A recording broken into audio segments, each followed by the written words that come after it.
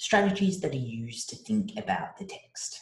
So to step outside, to think about some of the choices made in constructing that text. So the first one is about analysing text construction. So we're thinking about what kind of choices writers have made in putting together the text, and so we think about why that might have been. We might start to identify some literary techniques that they've used. We're also going to talk about evaluating. So this is where we're making evidence-based judgments about a text. So we're not simply saying this text is boring. Some of you might find part of your text boring. We've actually got to say why. So what is being used or not being used by the author that is actually creating that experience for you in reading? So again, an example from my text, a little bit further down on page 2. It's a dragon breath morning. Fingers so cold, that should read, my apologies, they don't feel like a part of my body. I stand on the front porch trying to tap.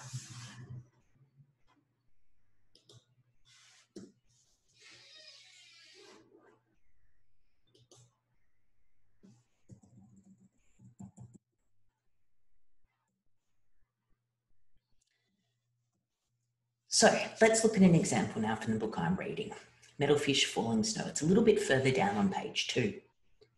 It's a dragon breath morning. Fingers so cold they don't feel like a part of my body.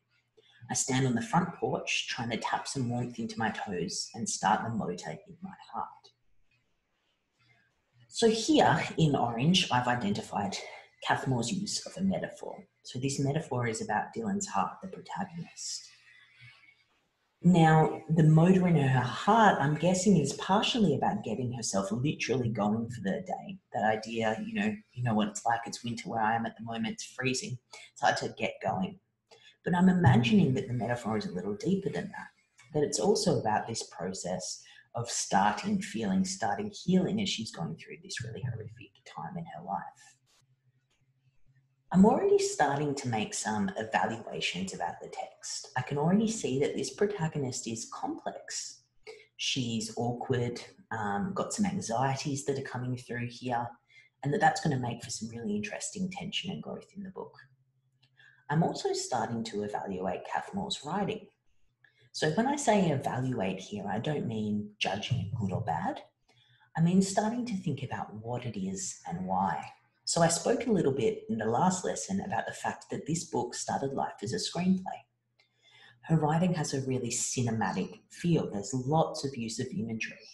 So I'm starting to make that evaluation or come to that judgment about the book based on the evidence here of the way she is writing. So you guessed it, I'd like you to pause now and to go about the process of applying these two strategies. You might like to read over the pages you've used so far in this lesson, or you might like to keep reading until you find an appropriate part. Again, take the time to note down those examples that you come across.